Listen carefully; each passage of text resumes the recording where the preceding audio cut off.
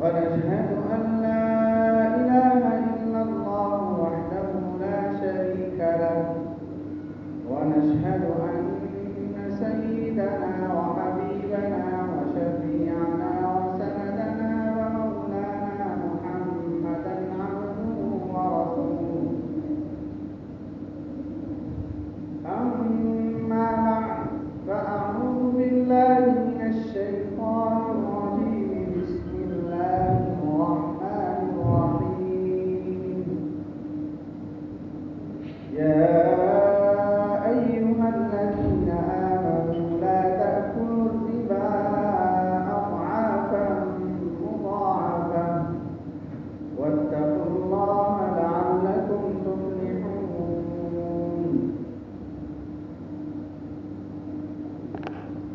وقال تعالى: وذروا ما بقي من الربا إن كنتم مؤمنين فإن لم تفعلوا فأذنوا بحرب من الله ورسوله. صدق الله العظيم.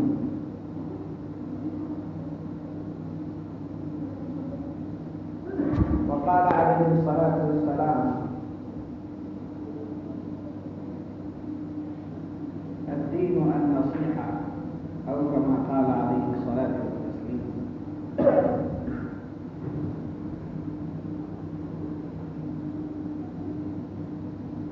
محترم حضرات اور معزز سامعین کرام، اللہ تعالیٰ نے کائنات کو بنایا اور کائنات کے اندر جتنی بسنے والی مخلوقات ہیں ان تمام کو اللہ نے پیدا کیا، لیکن انسان کو ساری مخلوقات میں اشرف بنایا، اشرف المخلوقات، یعنی پہلا درجہ مخلوقات میں اگر کسی کا ہے تو بس وہ انسان کا درجہ ہے۔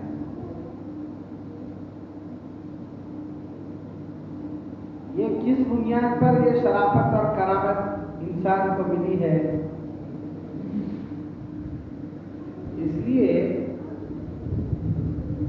کہ اللہ رب العزت نے اس انسان کو روئے زمین میں اپنا نائب اور خلیفہ بنایا ہے۔ تو در حقیقت ایک انسان ساری مخلوقات میں جو شرافت اور کرامت اس کو ملی ہے وہ اس بنیاد پر کہ خدا کا روئے زمین میں نائب ہے۔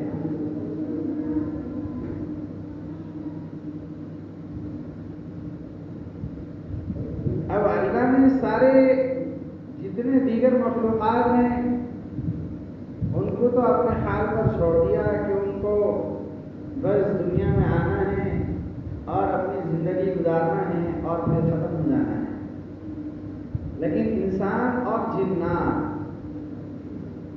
ان کا قصہ ایسا نہیں کہ وہ آئے دنیا میں اپنی زندگی گزار لی اور چلے گئے، بس نہیں، بلکہ اللہ رب العزت کے یہاں کھڑے ہو کر ان کو جواب دینا ہے کہ کیا کیے ہیں اور کیا کمائے ہیں اور کہاں خرچ کیے ہیں، کیسے کمائے ہیں، کیسے خرچ کیے ہیں، زندگی کو کہاں گزارا ہے، کیا اللہ تعالیٰ کے جو احکامات تھے ان احکامات کو دنیا میں مان کر چلے کہ نہیں چلے۔ یہ ساری چیزیں اللہ رب العزت ان دو مخلوقات سے پوچھیں گے۔ اللہ نے انسان کو دیگر مخلوقات کے مقابلے میں عقل سے نوازا، اس کے یہاں عقل ہے، اور کسی دیگر مخلوق کو یہ عقل، یہ سمجھ کی طاقت اور قوت نہیں، لیکن اللہ نے اس عقل کا ایک دائرہ رکھا ہے۔ انسان وہیں تک سوچ سکتا ہے، اس کے آگے کا نہیں۔ اور اللہ رب العزت ارشاد فرماتے ہیں کہ تم کو جو ایمان لانا ہے وہ صرف ان باتوں پر نہیں کہ جس کو تمہاری عقل مان رہی ہے، بلکہ واضح باتیں وہ ہوں گی جو وحی کے ذریعے سے، نبی کے ذریعے سے، کتاب الہی کے ذریعے سے عقل اس کو نبی مانے، عقل کے دائرے میں اگر وہ چیز نبی آئے تب بھی تم کو وہ چیز تسلیم کرنا ہے۔ تسلیم کر کے اگر اپنے رب کی اطاعت کر لیں گے تو بس یہ دنیا میں بھی کامیاب اور آخرت میں بھی کامیاب۔ اگر دین متین کے کسی بھی ایک حکم کے سلسلے میں شریعت کے مقابلے میں اپنے عقلی گھوڑے دوڑائیں گے اور یہ کہیں گے کہ ارے یہ شریعت کا مسئلہ پتہ نہیں ایسا کیوں ہے، ایسا نہیں ہونا چاہیے تھا، ایسا ہونا چاہیے تھا، جہاں سے آدمی اپنی عقل کو شریعت کے اندر دخل انداز کرتا ہے اب زندگی تباہ اور برباد ہو جاتی ہے، اب ٹھوکریں کھانا شروع ہوتا ہے۔ جب زندگی تباہ برباد، آخرت بھی تباہ برباد، وہاں عقل نہیں، بس ایمان لانا ہے، بن دیکھی چیزوں پر ایمان لانا ہے کہ ہاں میرے رب نے مجھ کو منع کر دیا ہے، ہمارے نبی نے ہم کو منع کر دیا ہے، بس یہ ایمان اور یہ یقین یہ بہت بڑی چیز ہے۔ بظاہر ایسا لگے گا کہ دنیا کے اندر ہر چیز الٹی ہوتی نظر آ رہی ہے، لیکن اللہ کہیں گے کہ ہاں انہی چیزوں کو تم برحق مانو۔ یہ ہم اگر اس کو برحق مانیں گے اور اس پر ایمان لا لیں گے تو اب اس کا بدلہ اللہ رب العزت ہم کو آخرت میں دیں گے۔ دنیا امتحان کی جگہ ہے، رزلٹ کی جگہ نہیں۔ یہاں امتحان ہوتا ہے، بس کہیں بہت اچھے شخص کو پریشان کر کے دیکھا جاتا ہے اور کہیں بہت برے کو اچھا رکھ کر بھی دیکھا جاتا ہے، اور یہ دیکھا جا رہا ہے، اچھا رکھا نہیں جا رہا ہے، برا رکھا نہیں جا رہا ہے۔ کوئی بہت برا ہے لیکن بہت اچھا ہے، اللہ اس کا امتحان لے رہے ہیں، دیکھ رہے ہیں کہ کیا وہ اپنے آپ کو یہ سمجھتا ہے کہ میں ہی سب کچھ ہوں اسی لیے اچھائیاں ساری میرے پاس ہیں، یا یہ کہتا ہے کہ ارے اتنا برا ہونے کے باوجود بھی اللہ کا یہ احسان ہے، میرے ساتھ رحم و کرم کا معاملہ ہے، ابھی کب تک ان گناہوں میں پڑا رہوں، توبہ کر کے خدا کی طرف آ جانی چاہیے۔ کیا یہ سوچتا ہے یا یہ کہتا ہے کہ جتنی اچھائیاں خیر خوبیاں یہ میری اپنی وجہ سے، ہماری اپنی دانش مندی کی وجہ سے، یہ سوچتا ہے۔ اور جو بہت اچھا ہے اللہ اس کو کبھی برا رکھ کر امتحان لیتے ہیں، امتحان آزمائش ہو رہی، بہت اچھا بندہ ہے، بہت اچھے اخلاق ہے، بہت اچھا عقیدہ ہے، بہت اچھے اعمال ہیں، لیکن اس کی اچھائی کو پرکھا جاتا ہے، حالات میں گرفتار ہو جائے گا، مصیبتوں میں گرفتار ہو جائے گا۔ اب اللہ دیکھتے ہیں کہ یہ بندہ کیا کرتا ہے، کیا یہ سوچتا ہے اور یہ کہتا ہے کہ اللہ میں آپ کے فیصلے پہ راضی ہوں، مجھے آپ جس حال میں رکھے اس حال میں آپ سے راضی ہوں، یہ کہتا ہے، یا نفس و شیطان کے دھوکے میں آ کر یہ کہتا ہے کہ ارے یہ سب باتیں مانے تو ایسے ہی ہوتا۔ اگر تم اپنی عقل کو چھوڑ کر ان شریعت کے مذہب کی باتیں مانیں گے تو اسی حالتوں میں مبتلا ہوتے چلے جائیں گے، یہ کہتا ہے۔ اگر یہ کہا تو بس سمجھ لیجیے اور ناکام، اس کے سارے کیے کرائے اچھے اعمال سب ضائع اور اکارت ہو جائیں گے، سب ضائع ہو جائیں گے۔ تو میرے بھائیو، اللہ رب العزت نے اس دنیا میں اس دنیا کو امتحان کی جگہ بنایا ہے، یہاں رزلٹ نہیں، رزلٹ جو بھی ہے وہ آخرت میں ملے گا، اور یہاں بس امتحان ہو رہا ہے، امتحان لے کے آزمائیں گے اللہ رب العزت۔ ہاں اتنی بات ضرور ہے کہ جو خدا کے ہوتے ہیں اللہ ان کو ظاہری طور پر تو حالات میں رکھے گا، لیکن باطنی اعتبار سے اللہ ان کو سکون اور راحت کی ایک بہت بڑی دولت سے نوازے گا۔ وہ سکون اور راحت دنیا کی ساری طاقتیں آپ جمع کر لیجیے، لیکن وہ سکون اور راحت کی طاقت کہیں اور نہیں مل سکتی ہے، اور اللہ رب العزت وہ راحت اور سکون اسی کو عطا کرتے ہیں جو خدا کا اپنا بن جاتا ہے۔ حالات سامنے جو کچھ بھی ہو جائے لیکن بندہ بہت مطمئن اور اطمینان سے رہتا ہے۔ الغرض میرے بتانے کا مقصد کہ دنیا میں بہت ساری چیزیں وہ ہیں جو ہماری عقل سے ماوراء ہیں، لیکن اللہ کہہ رہے ہیں کہ اس پر ایمان لائیے۔ چنانچہ انہی میں سے ایک سود کا مسئلہ ہے۔ کریم نے ارشاد فرمایا احل اللہ البیع وحرم الربا، اللہ نے کاروبار کو حلال قرار دیا. میں 10 روپے کی ایک دستی لے کر آؤں اور مارکیٹ میں اس کو 15 میں بیچوں، 5 کا نفع کما لوں، جائز. اللہ نے کاروبار کو جائز قرار دیا. لیکن حرم الربا، سود، لون، یہ انٹرسٹ، یہ فلاں جتنے ہزاروں قسم کے نام ہیں، اللہ نے اس کو حرام قرار دیا. میں کسی کو 10 روپیہ قرضے میں دوں اور اس کے یہاں سے 12 روپے وصول کروں، 15 روپے وصول کروں، اللہ نے کہا کہ یہ جائز نہیں، یہ حرام. اب کفار مکہ اس وقت میں وہ کہنے لگے ارے محمد کیسی باتیں کرتا ہے، کاروبار میں اور اس سود میں کیا فرق ہے؟ میں 10 روپے کی یہ چیز لایا ہوں، 5 روپے کا نفع رکھ کے اس کو بیچ رہا ہوں اور وہ لے کے جا رہا ہے، تو میرے لیے 5 روپے حلال ہے. اور وہی کسی کو قرضے کی ضرورت ہے تو میں اس کو 10 روپیہ دے رہا ہوں اور وہ مجھے 15 واپس کر رہا ہے، تو میں ایسے 5 روپے نفع کما لوں. تو کاروبار میں جیسے نفع ہو رہا ہے ایسے ہی اس میں بھی تو نفع ہو رہا ہے. تو وہ لوگ کہنے لگے انما البیع مثل الربا، کہ کاروبار اور یہ سود یہ دونوں ایک ہی جیسے ہیں، یہ ایک حلال ہے ایک حرام ہے، کیسی بات ہے؟ اللہ نے کہا کہ نہیں، یہ تمہاری عقل کہہ رہی ہے کہ دونوں ایک ہے. وہ حقیقی نگاہ سے اگر دیکھا جائے تو وہ چیز ایک نہیں، وہ چیز ایک نہیں. کیسے؟ اس کی چھوٹی سی مثال، میں بازار گیا، اس سامان کی مجھے ضرورت ہے، مجھے ضرورت سامان کی، یہ سامان مجھے پسند آ گیا ہے. اب یہ سامان میں 15 روپے میں اگر مارکیٹ میں کوئی دے رہا ہے تو میں خوشی خوشی یہ سامان لے رہا ہوں، 15 روپے میں بخوشی یہ سامان میں لے کر آ رہا ہوں. تو اب اس کے اندر میں 15 روپے دے دیا تو 5 روپے بیچنے والا جو کما رہا ہے وہ 5 روپے میری دل کی خوشی سے اس کے یہاں گئے، میرا دل دکھا کے اس نے نہیں لیا. مجھے اس چیز کی ضرورت تھی تو اس نے اس چیز کو مجھ تک پہنچانے میں میری مدد کی. مارکیٹ میں اگر یہ چیز نہ ملتی تو میں پریشان ہو جاتا، اس نے میرا ساتھ دیا، ہے ضرورت کی چیز مجھ تک پہنچا دیا اور میں نے اس کو 5 روپیہ دے دیا اور میرا خوشی کے دن میرے دل کی خوشی سے گیا ہے. اب اس کے لیے وہ لینا جائز ہے، کوئی حرج کی بات نہیں.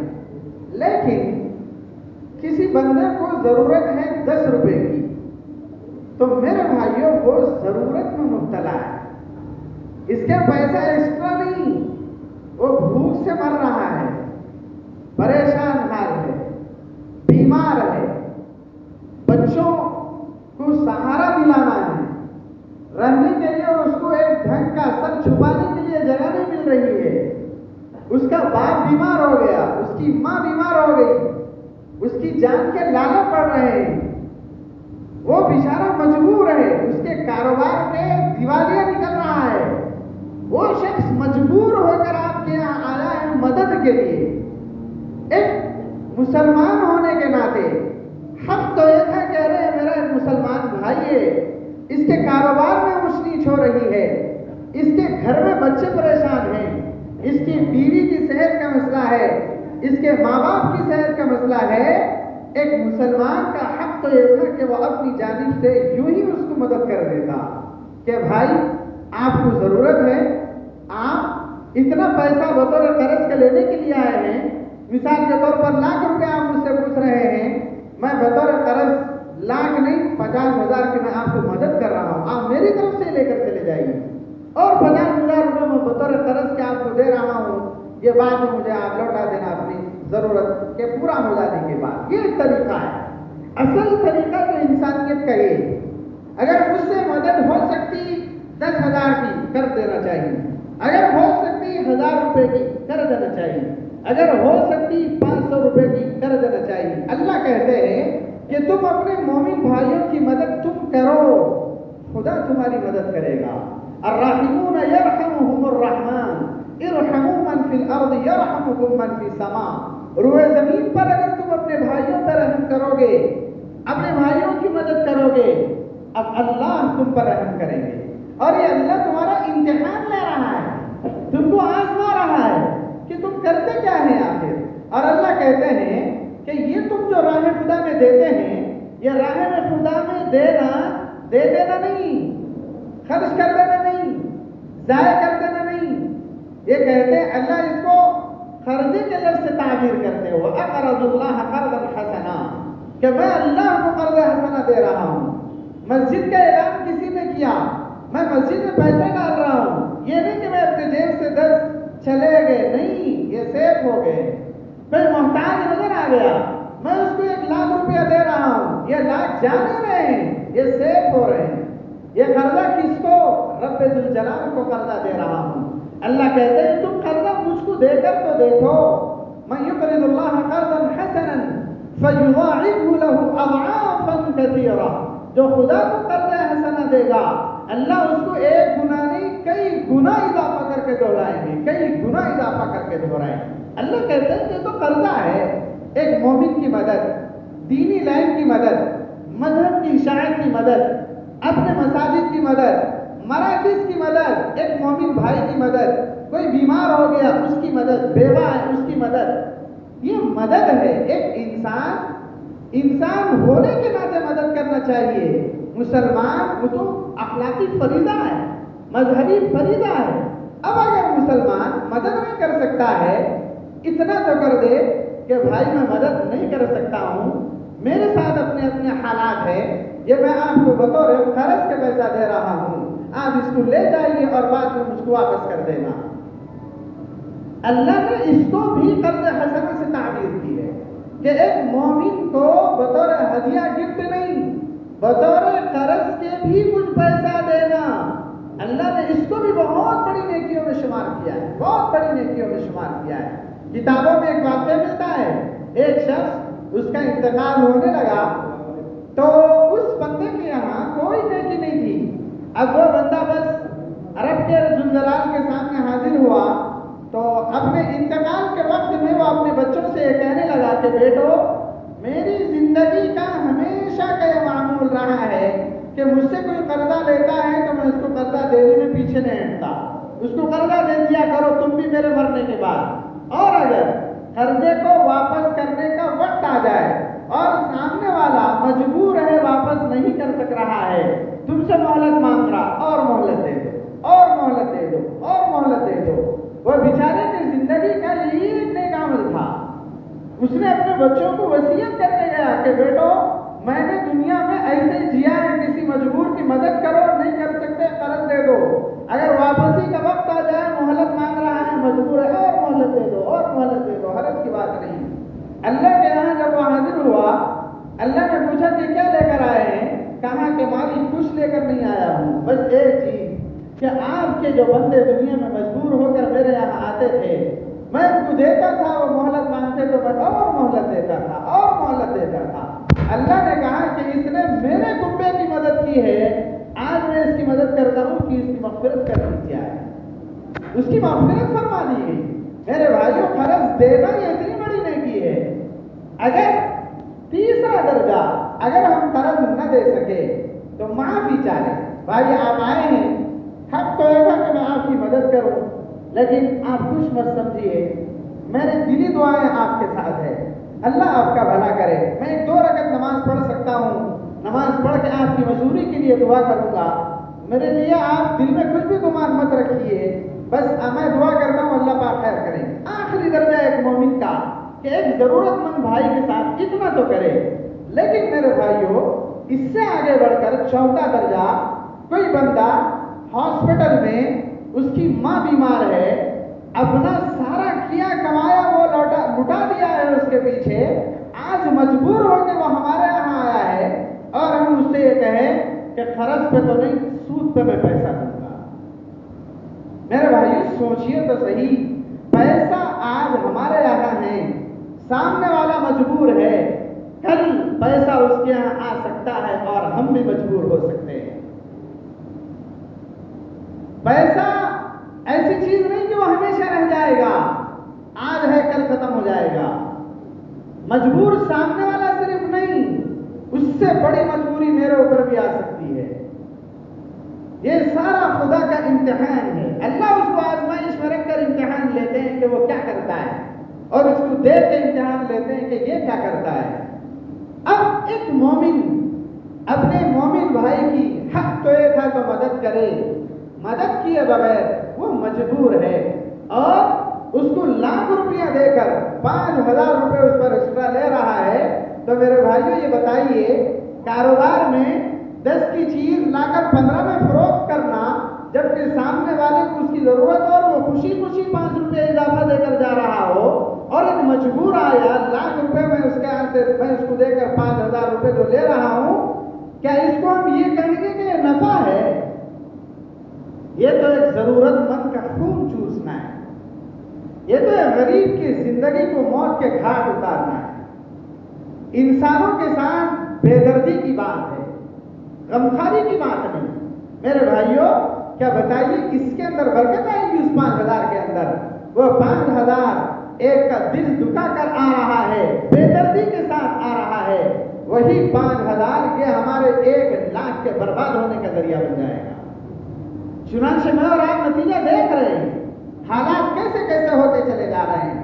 میرے بھائیوں یہ سود کیسا گناہ ہے، آپ اچھی طریقے سے یہ چیز سن لیجئے۔ پوری کتابوں کے اندر، حدیث کی پوری کتابیں، قرآن کریم اور اس کی تمام تفاسیر، کوئی گناہ ایسا بیان نہیں کیا گیا ہے جس میں یہ کہا جائے کہ اس گناہ کے کرنے پر رب ذوالجلال براہ راست جنگ لڑنے کے لیے آ رہا ہے۔ کوئی گناہ نہیں۔ زنا کو بھی اتنا خطرناک نہیں بتایا گیا، جمع بین الاختین، دو بہنوں کو نکاح میں جمع کرنے کو بھی اتنا برا نہیں بتایا گیا جتنا برا سود کو بتایا گیا۔ اللہ نے کہا کہ تم سود لینا دینا کرتے ہو، چھوڑ دو، نہیں چھوڑو گے، فَإِن لَّمْ تَفْعَلُوا فَأْذَنُوا بِحَرْبٍ مِّنَ اللَّهِ وَرَسُولِهِ، تو تم اعلان سن لو جنگ کا، وہ بھی جنگ لڑنے کے لیے کون؟ اللہ اور اس کے رسول دونوں جنگ لڑنے کے لیے آ رہے ہیں۔ میرے بھائیو ایک طرف میرے یہاں 5 کروڑ بیلنس ہو اور دوسری طرف میرا رب اور میرے آقا محمد رسول اللہ صلی اللہ علیہ وسلم جنگ لڑنے کے لیے آ رہے ہوں، تو کیا یہ میرے 5 کروڑ کچھ بچا سکتے ہیں؟ دیوالیاں نکل جائے گا زندگی کا، نسلیں بھیک مانگنے پہ مجبور ہو جاتی ہے جب یہ گناہ ہوتا ہے۔ اللہ نے اس گناہ کی بہت ساری مذمتیں بیان کی۔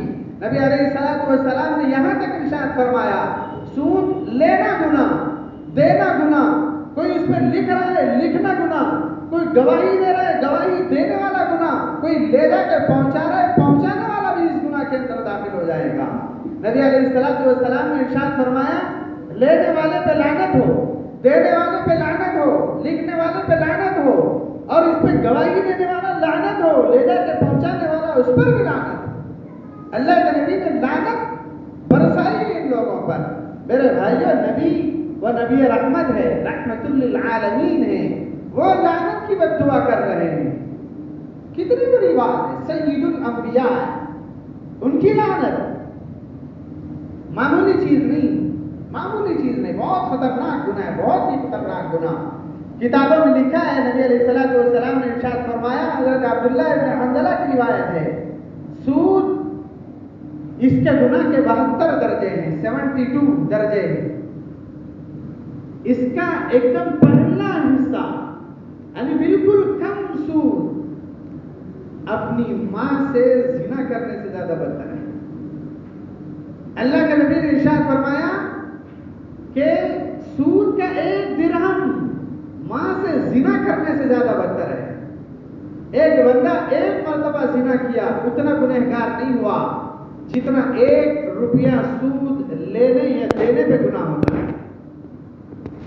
30 مرتبہ زنا کرنے کا جو گناہ ہے میرے بھائیو، 1 سود کا 1 روپیہ کھانے کو اتنا گناہ ہے۔ ہم نے اس کو معمولی چیز سمجھ کے چھوڑ دیا ہے۔ اللہ کے نبی قرآن کریم کیا ہے، الذین یأکلون الربا لا یقومون الا کما یقوم الذی یتخبطہ الشیطان من المس، کہ جو دنیا میں سود کھاتے ہیں وہ میدان محشر میں کیسے کھڑے ہوں گے؟ جب دوبارہ سود پھونکا جائے گا تو سارے لوگ زندہ ہوں گے اور اپنے قبروں سے نکل کر میدان محشر کی طرف جا رہے ہوں گے، لیکن جو سود لینا دینا یا سود کی مذمتوں کے اندر مبتلا ہے وہ ایسے کھڑے ہوں گے جیسے کسی پر جنات سوار ہو گئے، شیطان اس کو خفتی بنا دیا ہو، یعنی جیسے کسی بندے پر ऐसे हो जाए, शैतान लग जाए, तो वो कैसे पागल पागल काम करता है, कभी उठ रहा, गिर रहा, चल रहा है, लुढ़क रहा है, गाली बक रहा है, ऐसे कर रहा है, मैदान महशर में उसका भी वही हाल होगा, उसकी हालत में उठता जाएगा वो। लोग देखकर कहेंगे कि अरे ये इतना बेवकूफ किस्म का ऐसी हरकतें क्यों कर रहा है। ऐलान होगा कि ये सूद खाने वाला था।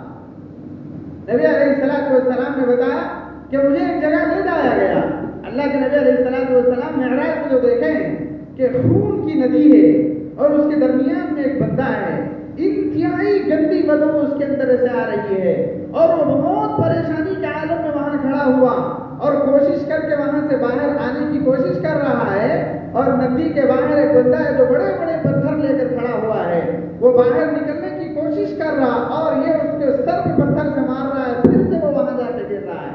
अल्लाह के नबी ने पूछा कि जिब्राइल अमीन ये है कौन? नबी अलैहिस्सलाम ने बताया, हज़रत जिब्राइल ने बताया, ये आपकी उम्मत के सूदखोर है।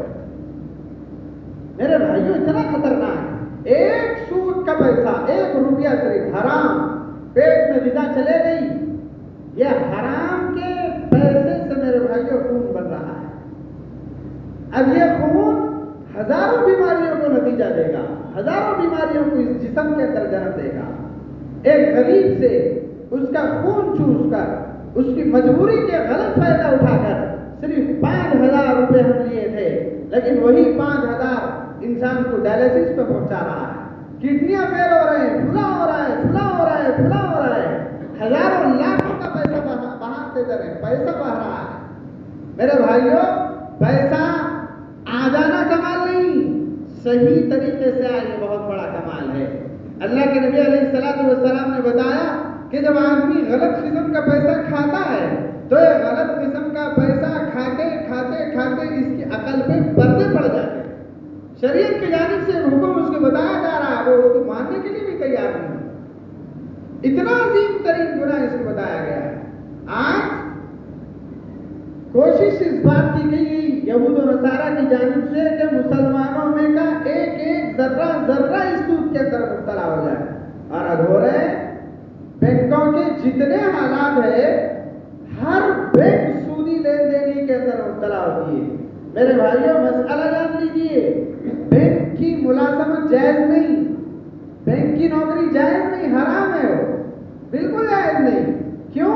सूद पर लेना देने पे जो लिखने वाला होता है, अल्लाह के नबी ने उस पर भी लानत फरमाई। ये वही तो है जो हम सूद पर लेना देना लिखा जा रहा है। सेविंग अकाउंट खुलाना जायज ही नहीं, जिसको करंट अकाउंट खुला सकता है उसके लिए सेविंग अकाउंट खुलाने की इजाजत ही नहीं। बदरते मजबूरी अगर कोई मोहताज हो गया, कहा गया कि ठीक है सेविंग अकाउंट खुला लो, इजाजत तो है, लेकिन इंटरेस्ट का जो उसमें पैसा आता है, वो पैसा बाज़ाब्ता हिसाब करो और उसको निकाल के ले जाके कहीं फेंक कर आ जाए, फेंक कर आ जाइए, देकर नहीं, फेंक कर आ जाइए, बिना सवाब की नीयत से किसी गरीब को अब दे दिए।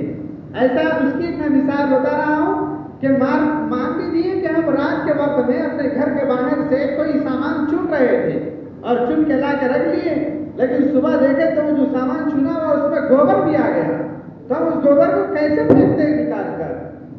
ये सेविंग अकाउंट में जो सूद का पैसा आता है, जैसे गोबर हम फेंक रहे हैं, उसी हिसाब से इसको भी फेंक देना चाहिए। ये नहीं कि वो पैसा ले जाकर हम किसी गरीब को सवाब की नीयत से दे रहे हैं।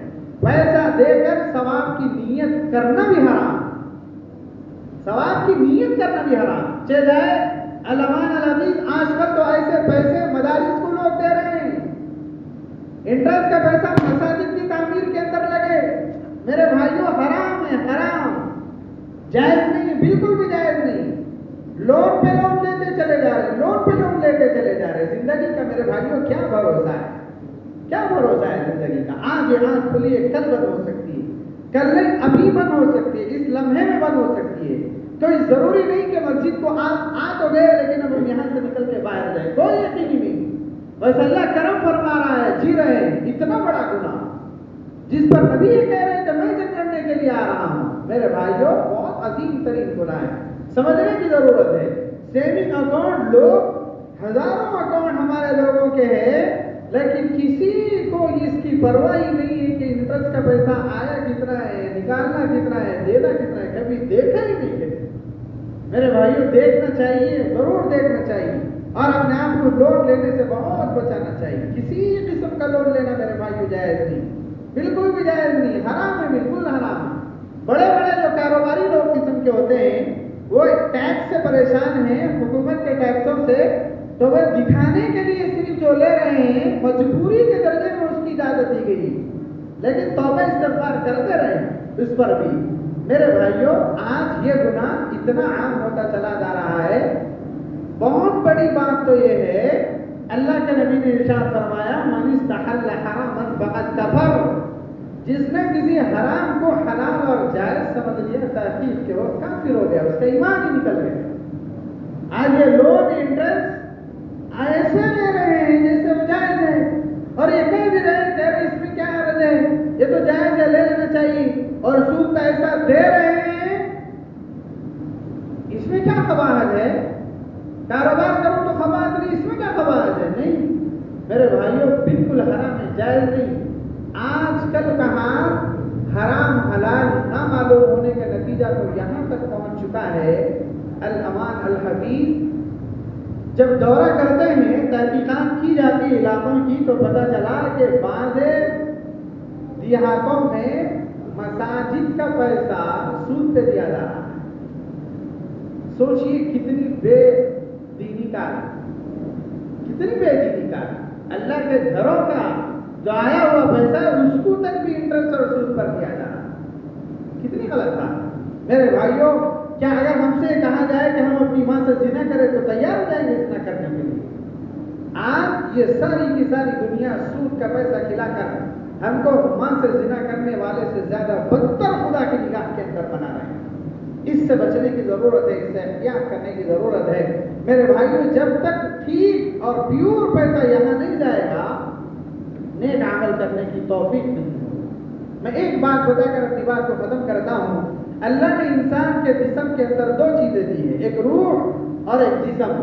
جسم کا پیٹ یہ والا حصہ ہے جو 1.5 بارش کا ہے، لیکن روح کا پیٹ اللہ نے اس دل کو بنایا ہے۔ اور جسم کی غذا یہ وہ چیزیں جس کو ہم کھاتے پیتے ہیں، لیکن روح کی غذا یہ نورانی اعمال ہے جو ہم کرتے ہیں۔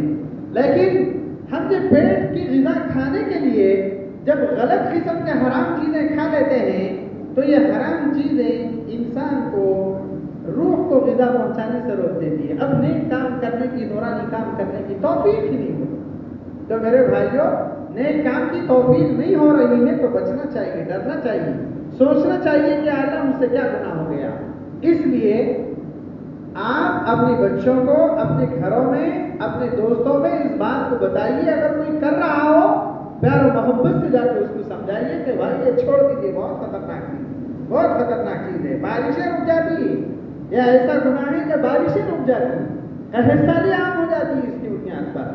اللہ تعالیٰ ہم تمام کو کہنے سننے سے زیادہ عمل کی توفیق نصیب فرمائے، ہمیں اور ہماری نسلوں کو حرام اور مشتبہ چیزیں کھانے سے اللہ ہماری حفاظت فرمائے۔ آمین وآخر دعوانا الحمدللہ رب العالمین۔